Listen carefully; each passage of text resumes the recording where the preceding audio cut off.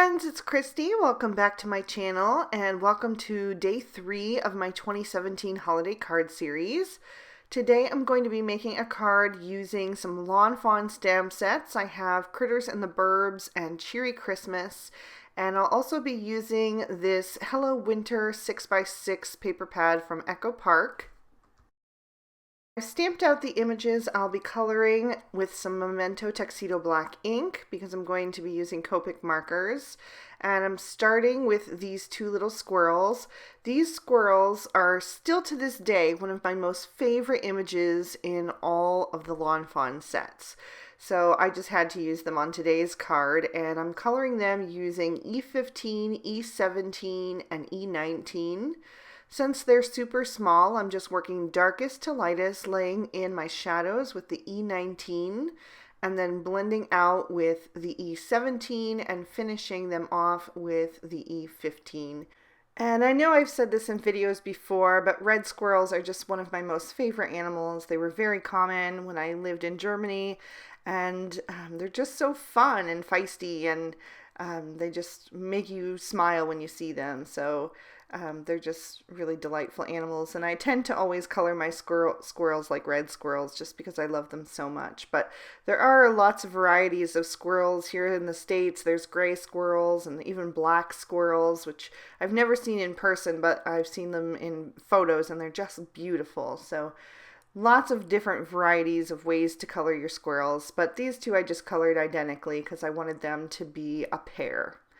So finishing up with those, I'm going to move on to my acorn. And for the actual nut, I'm using YG93 and YG95, and I'll also add in some YG91. And I know that green acorns are technically unripe, but I just wanted to add in a little bit of that traditional red and green Christmas colors. And this was the only other place that I could really do it aside from the mistletoe that I'd stamped out. For the acorn cap, I'm using E43, E44, and E47, and just shading darkest to lightest from the top right corner. I wanted to make my bird a cardinal, so I'm taking a W7 marker and just drawing a little triangular shape in over the eye area.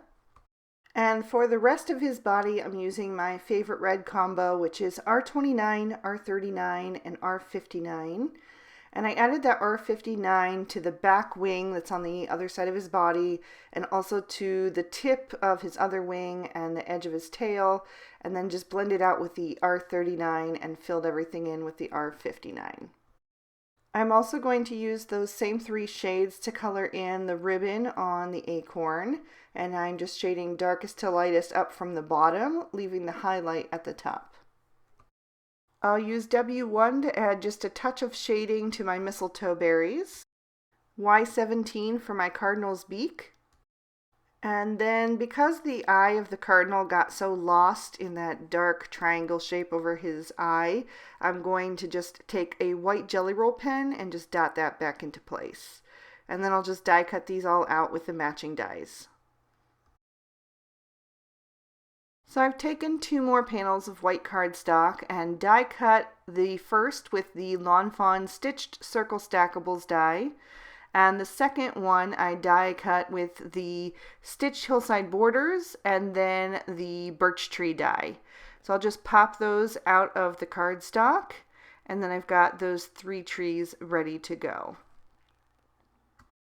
I want to make a shaker card today, so the first thing I'm going to do is flip that over to the inside and line that window on all 4 edges with some super strong adhesive. This is 1/8 of an inch score tape, and I'm just going to tear it right off the roll. It's real easy to tear, and it's really strong and really thin, so it goes around those edges no problem. Once I have all 4 in place, I'm just going to burnish them down quickly with my finger and then peel off the backer sheets. Then I'll take a piece of acetate that I cut down to 4 inches by 4 inches and just press that down into place right over top of the adhesive. Next, I'm going to take my card base, which is a piece of Lawn Fawn Moonstone cardstock cut down to a standard size card, which is 4 1/4 by 5 1/2, and this is a portrait style. And I'm going to glue down a piece of pattern paper right over top that I've trimmed down to 4 inches by 5 1/4, so it just has a little bit of border. And then I will take my 3 birch trees and just add a little bit of glue here and there to the backs of those, and I'm just going to press those into place right on top of my card base. Going back to my front panel, I'm going to take some Scotch 3M foam tape that I've doubled up and cut into strips, and I'm going to line my shaker window on the inside with those, making sure to butt them up against each other so that none of the shaker material is going to escape. And then I also cut down some corner pieces just to kind of take up some of that space so that the shaker material doesn't hide too far out of view of the window. I'll take my EK Success powder tool and run that all around the edges of the foam tape just to remove any stickiness. And then I can go ahead and add my shaker material. I'm taking some Lawn Fawn chunky glitter. This is the iridescent. And then I've also got some Martha Stewart coarse glitter, which is very similar, but it doesn't have that iridescent. It's kind of just the white sparkle. And you can add as much or as little as you like. I added a fair bit. I'm also taking some 4 and 6 millimeter sparkling clear sequins from Pretty Pink Posh and some of the marshmallow sequins as well. And lastly, I'm going to take some snowflake sequins from Wow. I've had these in my stash for a couple of years. A little goes a long way. And there are white and silver iridescent snowflakes in there. I'm just rubbing them with my fingers to get them to separate. They like to stick together. And adding those to my little well of shaker supplies. Then I'm just going to hold that down in place because I don't want any of those sequins or glitter to go flying, and peel off the release papers from my foam tape. Then I'm going to take my card and just line that up really carefully right over top, and when I'm certain that it's straight, I'll just press that down into place. And then it's full of all that fun glitter. It's so much fun to shake that for the first time once you've put one of these together. I wanted to create a little bit of separation between the snowdrift and the rest of the card front. So I'm just taking a little bit of tumbled glass distress ink, and I'm going to ink up the very top edge of that drift and just make it have like a nice frosty look.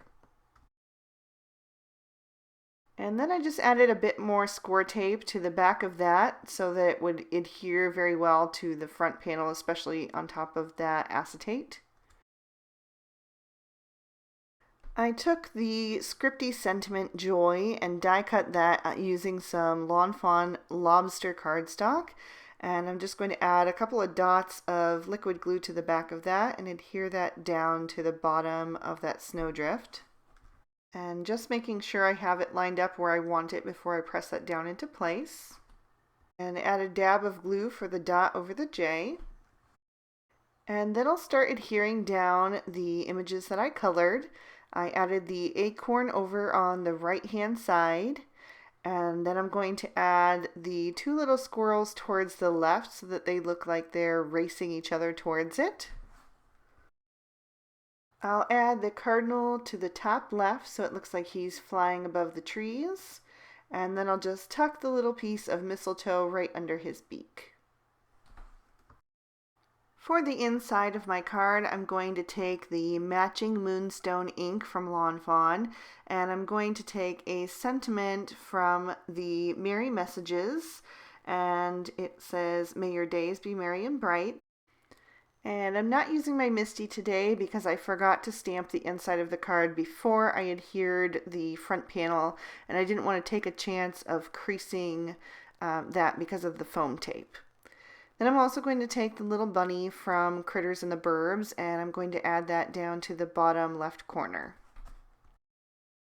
As a final embellishment, I'm going to take some white enamel dots and add a couple of dabs of that. You could also use Nouveau drops if you have those. I just didn't have any in the white, and I wanted to use the white so that they would sort of look like snowflakes or snowballs. And that is going to complete our card for today. I'm going to give that a good shake so you can see all that beautiful shaker material in action. And I'll give you another peek at the inside. And I hope you enjoyed the video. If you did, please be sure to give it a big thumbs up and subscribe to my channel if you enjoyed the content and you're not a subscriber already. If you are, you can hit the notification bell to be sure that my videos always end up in your feed. Here's an extra couple videos from day 3 of the previous 2 years of Christmas card series, so you can watch those to tide you over until the next time. Have an amazing day. Bye-bye.